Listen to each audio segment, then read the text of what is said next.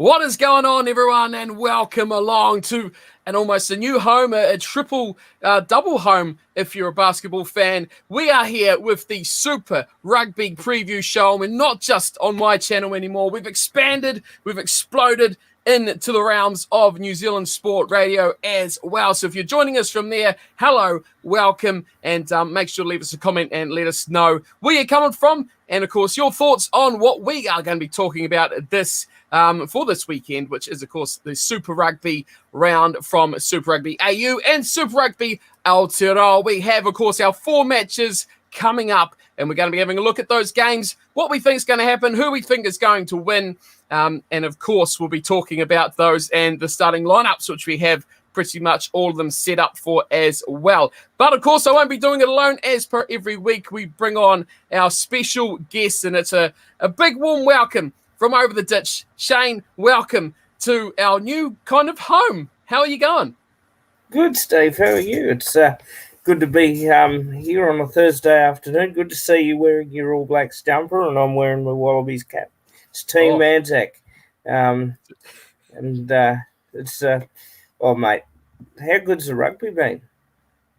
It's been outstanding, hasn't it? It's been, especially your side, I think, especially last weekend, the Reds and the Brumbies was an exceptional game. First half, I thought was okay, a little bit, but the second half, she certainly exploded into action. So, yeah, it's racing up, and that was what we talked about last week, wasn't it, when we were here? And about this time, it's around about 5 o'clock. We always go live about 5 o'clock on a Thursday evening here in New Zealand time, or if you're where Shane out, it's about 3 o'clock.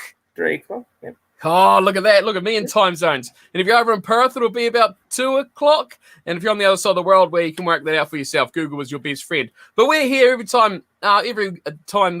week this time to talk about it. Yeah, rugby is going great. This week, though, Shane, we've got 4 games coming to you, but there's no action from the Brumbies, so they've got to cry over that loss to the Reds, their first home loss, and you'll know how long. It's been absolutely forever. And, of course, the Highlanders, who, before we kick things off, and because I'm very patriotic to my own local side here, I don't know if you've seen the news this week, Shane, or today, Shane, just recently, this afternoon, but for New Zealand rugby, or I guess for the Highlanders especially, Folau Fakatava re-signing with the Highlanders, ending all this speculation that he's going to go to the Blues and he's going to go here and there and everywhere. He stayed true to the Highlanders, which you got to give him some respect for. He's staying with Aaron Smith, the combination of the two of them. Great for the Highlanders. They're on the bye this week, so we don't get another chance to talk about these boys, but good for the team, isn't it, to see a player like Fakatava staying with the Highlanders? You know, I love hearing the stories about people sticking with their mates and staying at the same team. It's really, and it just shows that he's confident with the combinations he's got, and he gets to work with a world-class player like Smith. So good on you, mate, for staying where you are. A bit of loyalty never hurts, and I know because people like me love loyalty, work for the same company, love it, live it. And that sort of thing, it happens everywhere, doesn't it? I mean, you see it with people like Cameron Smith. Now, I'm not a Melbourne Storm fan in the NRL, but he stuck around for, God almighty, years. And look at the success he had there. Yeah. So good on you, young fella. Stay with your mates. And hopefully you can replicate that success that other long-standing stalwarts have, which means plenty of titles for the Highlanders in the future as well. But hey, let's get on to this week's action. Of course, 4 games. It kicks off over your side of things, Shane, where the Rebels tomorrow night are in action at home against the Waratahs. Then we come over this side, Saturday night, the Hurricanes hosting the Chiefs. Back over your side, the Reds take on the Force. And then on Sunday, I think the game that everyone's going to be most looking forward to seeing is the Blues at home taking on those Crusaders. That's game of the round, isn't it, when you look at it nice and early like this? So we'll get to that one last. Unfortunately, being a Sunday game, as good as everyone loves afternoon rugby and all that sort of jazz, we don't get the teams until very, very late on, and so we can't get to really dissect it. The other 3 games, however, we do have all the teams for. So we're going to go straight into those. Game number 1. Now we've upped the tempo here, Shane. We're into a new little platform. We're going to all sorts of new viewers, and look at this. Whoa, we've got some new little graphics as well. You know, you don't come onto my channel and come onto these videos where I talk way too long to everyone and don't see some pretty little graphics around to see what is going on. There you go.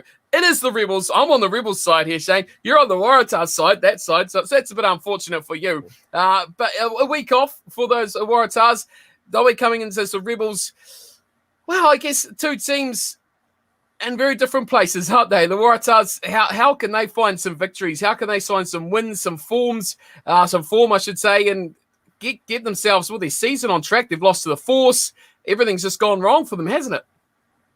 And it only got worse after that loss to the Force because they started having emergency board meetings to discuss the future of their coach, Rob Penning. Look, it's clearly a rebuilding year, and they've clearly got, in my opinion, the right bloke who should be given the chance to see out the year, to see what he can do with these young blokes. It is going to be frustrating for Waratahs fans. Such is life for Waratahs fans. Other than 14 and 15, where they had that great run where they won the Super Rugby final in 14 and very nearly were playing in the final again the next year. So other than that, yeah, look, it's a confidence thing. Every week now they've just got to play and build up their confidence and build up their level of steam and you know, the Rebels and going to Melbourne where you'll have a fired up crowd because they haven't had public assemblies for over a year at sports. You know, that's going to be an interesting test for them as well. You're not wrong about that. The first time that the Rebels have been at home at Amy Park since their 20-point victory it was over the Lions on March the 7th, 2020. That is, like you say, over a year ago since the Rebels have been home, as they would call it. So this is a monumental occasion for this team to come back in front of their own local fans. Their team for this weekend has undergone just the one change, if I'm not mistaken, looking through it. And they'll be, I think, fairly comfortable with how their team is performing as well. We'll look through the starting lineups for these two sides before we crack too much on with the teams. For the Rebels, front row, Cobus Eloff, who I think is, we've talked about him every week, haven't we? Eloff, he's been just phenomenal. He partners James Hansen and Pomo Fa'amausili in that front row. Steve Cummins comes in. He's the change in the second row with Trevor Hosea at 5. Josh Kemeny, Richard Hardwick, and Michael Wells are the back row. Joey Powell and Matt Tamua, key cogs, again, as we always say, at 9 and 10. In the midfield, Reece Hodge and Stacey Illy at 13. The left wing, Marika Kolorabiti. Right side, Lachlan Anderson and Tom Pincus at fullback for the Rebels. On the Waratahs side of things, I'm pretty sure they've just got the one change as well. For their side, which that's in the starting lineup as well. A lot of changes on the bench, but just the one change in the starting lineup sees Harry Johnson-Holmes, I'm pretty sure, coming into that starting lineup. He starts the number one jumper with David Porecki at hooker and Tetra Faulkner wearing number 3. Hugh Sinclair and Sam Kidd wear 4 and 5. Lockie Swinton, Carlo Tizzano, impressive again, another impressive Australian, at 7, and Jack Dempsey wearing number 8. Jack Grant is scrum half, Will Harrison at fly half. The midfield, Tepo Maroa and Alex Newsom captaining the team from 13. James Ram on the left wing, Jack Maddox on the right, and Mark Nwanganitawazi at fullback. They've kept those two in the same place, haven't they, Shane, for the Waratahs? Last time they played, we talked a little bit about it. Why he swapped Maddox and Nwanganitawazi around? It didn't quite make much sense to me, but they're stuck with that. Obviously, something they've seen there that has, well, piqued the attention there of the Waratahs coaching staff to keep those two guys like that. Yeah, and I think he can afford to experiment a little bit because they know that this season's down the drain. But look, I think they're going for a little bit of speed with Maddox on the wing. I can probably only see that probably logic from and Maddox did play a little bit on the wing for the Rebels as well. He should have stuck with the Rebels, actually. Hindsight, that decision. You know, but he's a good player. When he's given the ball and the opportunity. So He's obviously sticking with a lot of the same crew. Tizano's been impressive, hasn't he? I mean, he's really stepped up at 7. He gets through, the tackles. He gets through the pilfers. He gets through the works at the breakdown. He gets up and has a run or two. I like him. He's got a lot of work ethic. Swinton is like your karaoke night, big hits, and he delivers with that. Jack Dempsey is like a bull out of a gate with the way he runs. So, and Will Harrison just keeps impressing with his effort at 10. And I really think he reminds me, in a good way. I know Bernard Foley could be patchy at times, but Bernard Foley really played his best rugby when there was derby games. And Will Harrison's proven that over the last year and a half too with the way he's played in derby. So there's a lot to like about the Waratahs. It's just about what sort of consistency, what sort of results they can bring this year. If Super Rugby Trans-Tasman goes ahead, I wouldn't expect them to do so well against New Zealand side either. So they've just got to learn. They've just got to learn where this Rebel side plays a very physical forwards game.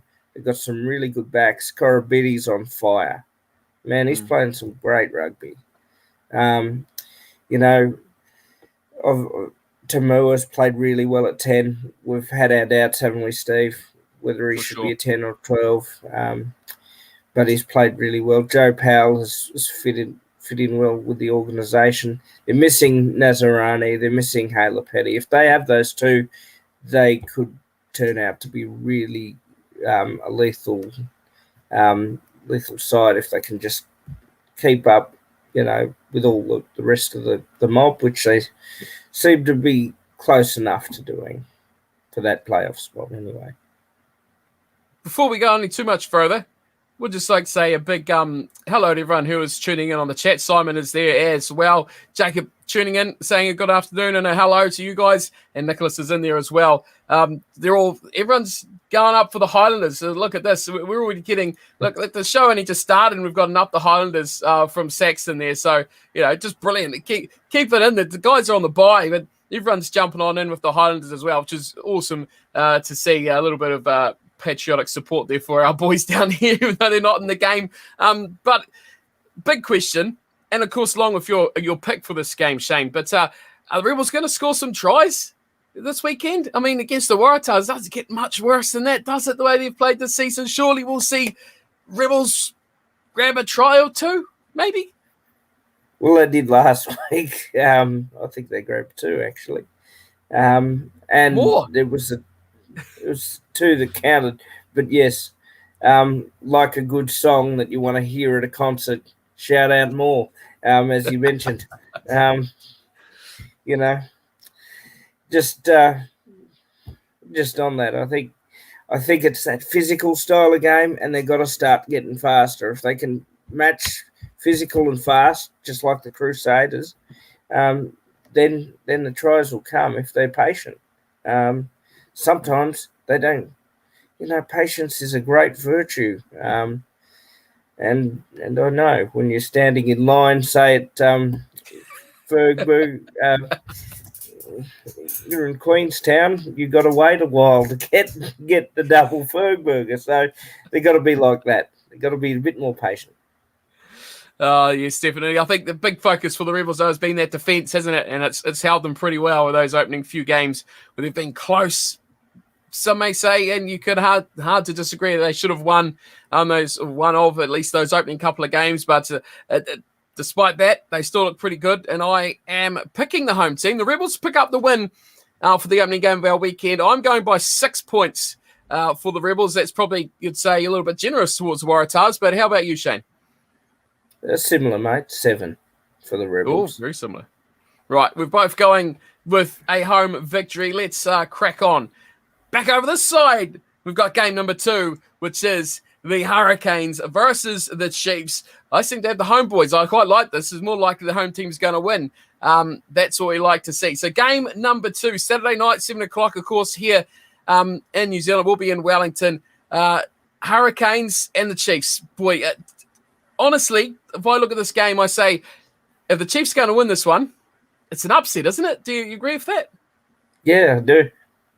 Having said that, both sides are very similar in the way they play. Other than perhaps the Chiefs run a little more at angles and the Hurricanes run a bit more narrow or straight. Look, at home in Wellington, I would hope that one of these sides gets a little bit more consistent than what they have been. And what better way to do it than against another inconsistent side? So that's. But this is a derby, Steve. You know I love this derby. It's my favourite New Zealand derby. I call it the Hawaii shirt derby because it's got cool vibes. So I will be wearing my Hawaiian shirt on Saturday night after Chook Lotto and everything down at the bowling club and whatever's going on. I want to see all you guys on Twitter doing the same thing. You got my Twitter handle, at Schooler This is the Hawaiian shirt derby. Put on a Hawaiian shirt. Show us what you're barbecuing as well. But going to the game, Steve, look, I just want to see the Hurricanes play some expansive rugby that we know we can. And I want to see a bit more from Mackenzie. I reckon really you got to make a decision in the next year or two about him. Honestly, he's wonderful to watch when he's good. But geez, he's patchy. And that same with the, some of that Hurricanes tight five in their back line too. So you really had a toss up, like the state of Georgia. Yeah, come on. Political stuff. No, you're going way over my head there. No, not going into that at all. Look, this is two teams that haven't won all season. It's going to be a first win for someone, and it's two teams, as we segue perfectly into the starting 15s for these sides, with inexperience in that number 10 jumper. So let's have a look at the two teams. For the Hurricanes, you'll get to that number 10 in just a second. Of course, injuries really wreaking havoc with this Hurricanes lineup. So for their team, front row, Xavier Numia starts at loose head. Ricky Riccatelli is at hooker and Tyra Lomax on the tight. James Blackwell and Isaiah Walker-Leary. Yes, good to see that youngster starting for the Canes this week as well. That's the second row. Reid Principe at 6. Dupsy Creefy starts at 7 and Adi Savia at 8. Here you go, Shane. Brace yourself for this one. Luke Campbell at scrum half and Auburn Ledger at fly half. Now process that one for a second as we go through the rest. Nagani Lamapis at 12, Billy Proctor at 13. The wingers, left side, Salisi Rayasi and Julian Savia has moved to the right. Process that one in your mind for a second as well. Geordie Barrett is at fullback. For the Chiefs, front row, Aiden Ross, Samasoni Takiaho and Angus Tartwell get to start for the Chiefs. Tupu Vai and Naitoa Akoi, the second row partnership. Mitch Brown, Sam Kane, and Luke Jacobson, our 6, 7, and 8. Brad Weber, yep, they get the different advantage there. But Caleb Trask starting in 10 for the Chiefs. Quinta Pires at 12, Antonina Brown 13. Etini Nano Satura on the left wing. Jonah Lowe starts on the right-hand side. And Damien McKenzie at fullback. Boy, you kind of look at those key parts of those two sides, Shane, and you go, maybe, the Chiefs have a bit of an advantage in a lot of these areas, don't they? Yeah. Oh, look, their forward pack is, when it plays well, is as dominant as any forward back in Super Rugby on its day. Weber can, Weber's a great halfback. As we've said, Mackenzie's can play some great games. But we're just, so you can see advantages for the Chiefs. And where, you mentioned the two halves for the Hurricanes. Gee whiz. They're going to have to be delivering some ball to their inside and outside back, so they're going to be in trouble. And maybe just looking at those lineups, it's where I'm going to have to say that I've only got a 1 in me once, and I'll have the Chiefs by 1. Ooh. He's gone for it straight away. Yeah, I mean, when you look at this game, like before, Chiefs have literally named their lineup about 5 or 10 minutes before we started recording this. So I come on to get the lineups all prepared, and I was like, "Oh, damn you, Chiefs! We haven't got a team yet. The Hurricanes are a bit earlier." Then it just popped out, and I looked at it and writing the picks beforehand, I was like, "Yep, Canes will win this one." That's my pick. Easy come, easy go. But look at those two teams, especially like I say, those key areas, the halves, the packs. I think could go either which way. I think both sides have ability to be really good, like you say, but have that ability to go completely off the boil. The only real consistency you got, you're going to get something epic from Ardie Savea each and every time he goes out. He's going up against Luke Jacobson, another guy who's fairly consistent for the Chiefs as well. So there's a lot that could swing this game.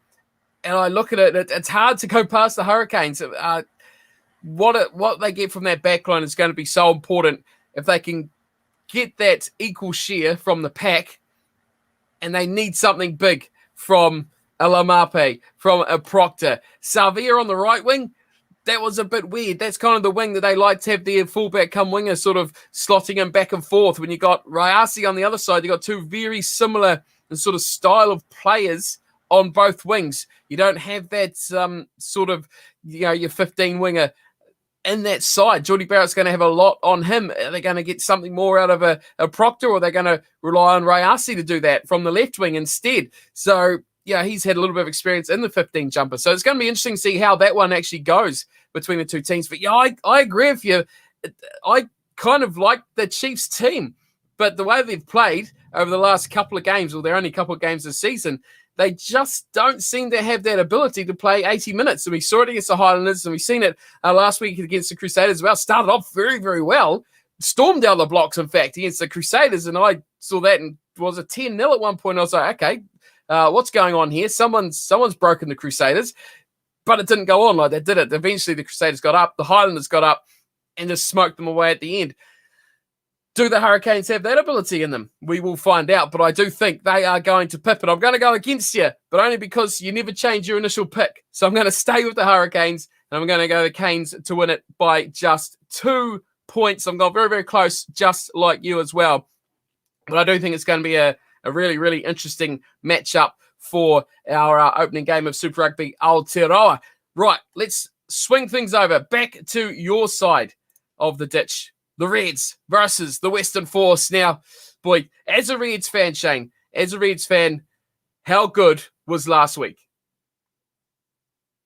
Oh, Shane's hang on. Swap Shane.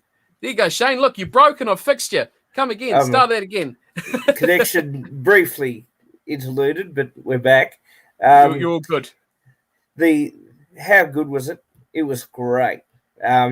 And it just shows you that the Australian value and the Queensland value of sticking by your mates, as we talked about earlier, really paid off with a team that is just growing and growing in confidence. And make no mistake, this, if we get Super Rugby Trans-Tasman, the Reds will go close to at least 3 or 4 of those New Zealand sides as well. Definitely. There's just something that, again, sticking by Brad Thorne, sticking by these players, the youth. I sometimes think that Jordy Pataya can do some odd things, but he could do some magical things, and the magic of him grounding that ball, and the referee so confident in their decision too, and was proven quite right. Those forwards are just, Taniela Tupou is just amazing, what he does at scrum time. And you could see why the Wallabies have him off the bench in the last 30 minutes or so in a game to make that big impact. I think he played the full 80 and even booted the ball out into touch at the end. Just the small things.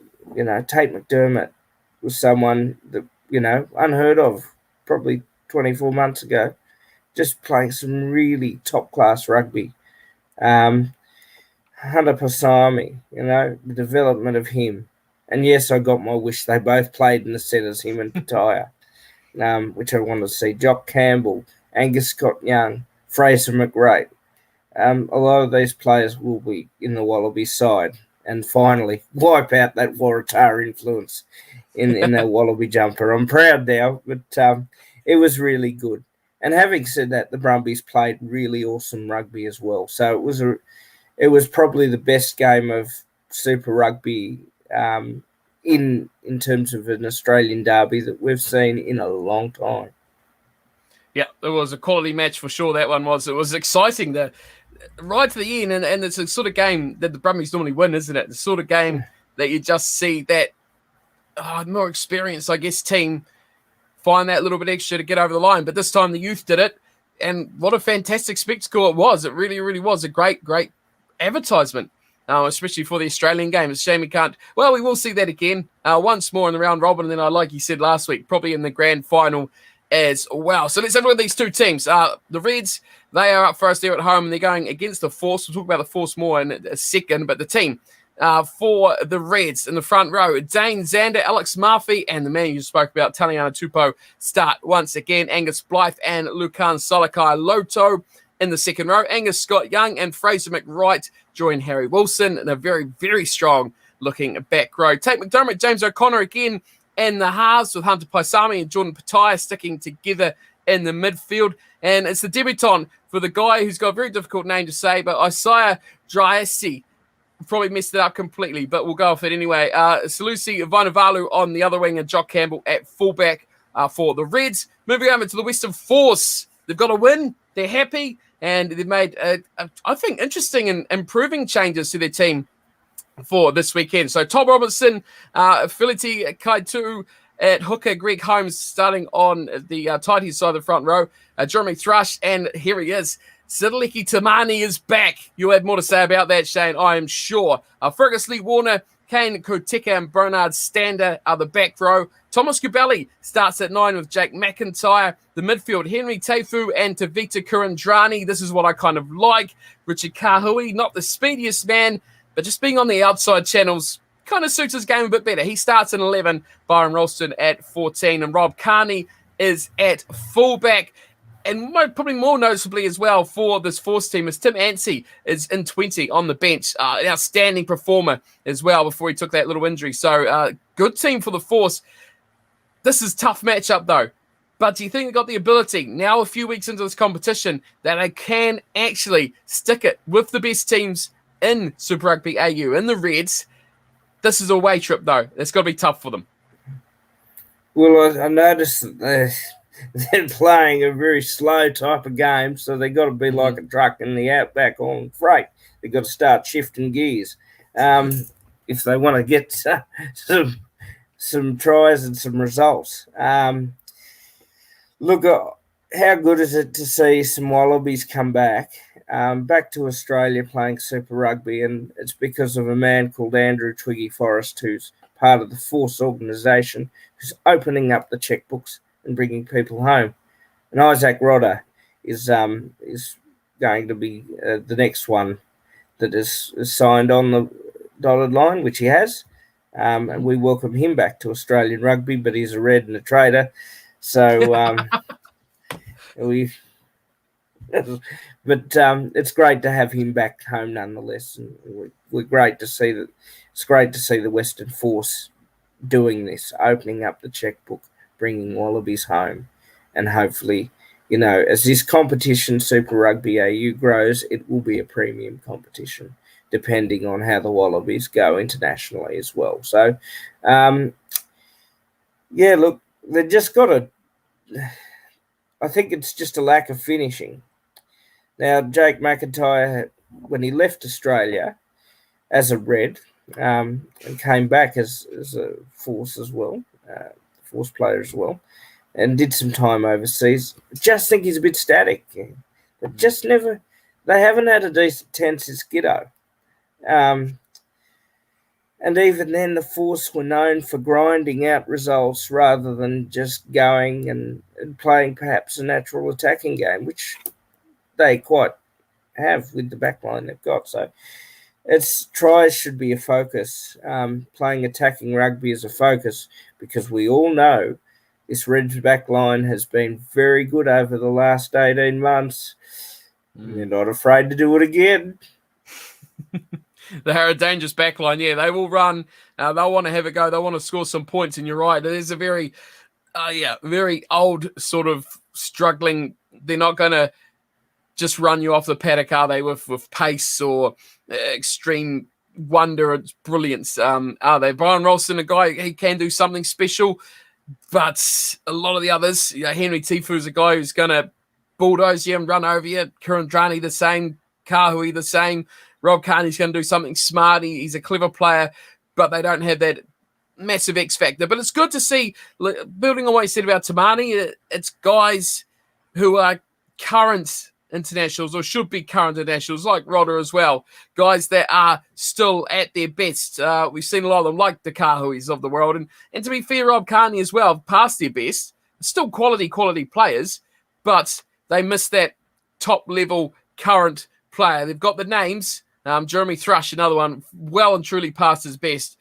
Still an okay player at this level, but definitely not got that sort of next-level ability like the guy next to him this week will have. So it should be a test. I think a massive test for this team, whether they can actually do anything against this Red side. I'm going far and away. Reds should do this quite nicely. I've probably gone a bit conservative by saying Reds by 11, but I just hope the Force can play, a good hour, stay in this game, score some points, build on what they've done over the opening few weeks, and just do what the Rebels do and challenge these top sides. They go into this knowing that it's unlikely they're going to be able to pull off a victory. Hey, they should go into this believing they can win this game. But Reds, by far the strongest side. I'm going by 11. I'm hoping for a bit of a fight from the Force, and then the Reds to just finish things off at the end nicely. How about yourself? I'm being a little more conservative. I'm saying Reds by 7. I think this derby's always been, I call it the blue-collar derby. It's one for us workers who really enjoy that style of rugby. We're going to see two different ways of how to do things. From the Reds, they play old-school Australian rugby, which I love, and we see from the Force a grinding sort of rugby, which is a little boring, but with their lineup, they can be very dangerous too. So we've always got to remember that. So, I'm going to say Reds by 7. I think, and I want to see a good game. Mm-hmm. That'll be the most important part for this game is the high quality, and the Force.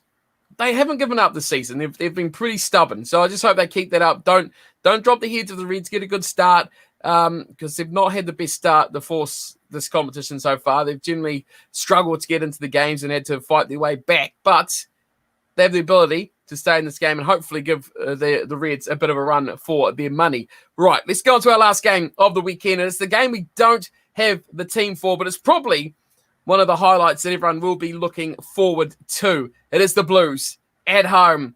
Oh, those scummy Aucklanders. They are at home taking on the might of the Crusaders. And this is one of those games where it really divides this country. That's for sure, Shane. I don't know what sort of viewpoint you get it from over there in Australia, but here, you kind of like you're an Aucklander and you support the Blues in this game, or you're from the rest of the country and you just want the Blues to lose. So you'll support anyone that goes up to Eden Park. When it's the Crusaders, what are you, back to 100 million titles to their name champions, you're feeling pretty confident they'll go into it and actually get this job done. But the Blues, certainly, they are up there, and this is old school rivalry. We talk about rivalries a lot. This is old school. Auckland versus Canterbury. It's about as old as it gets. This one, it just has to get you excited for the weekend, doesn't it? Yeah, it does, and it's on a Sunday. It's afternoon rugby. Old school rivalry, traditional form of rugby. What better way can you ask for a barbecue to start the afternoon, get some good food in here, and watch some rugby? Now, I do have a viewpoint because my first 2 Kentucky tours were in New Zealand, and I love the country. My first view of New Zealand was in Auckland. And my greatest memories of New Zealand were in the South Island. Actually, I shouldn't say that. I love all of New Zealand. I love the Bay of Islands up north. But it's just yeah, it does bring the intensity, and I believe from days past when New Zealand had its own competition before Super Rugby that this was intense. So, yeah, look, naturally I have an affiliation, any ABC, anyone but Crusaders. So, you know, but they are a good team for a good reason.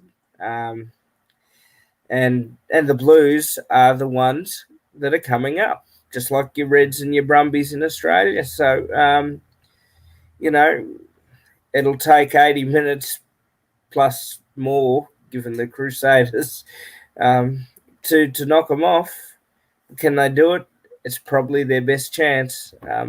They can't lose forever, but having said that, the Crusaders know that they want to keep their crown as well.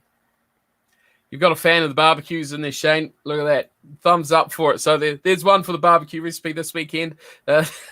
Make sure you get that out there.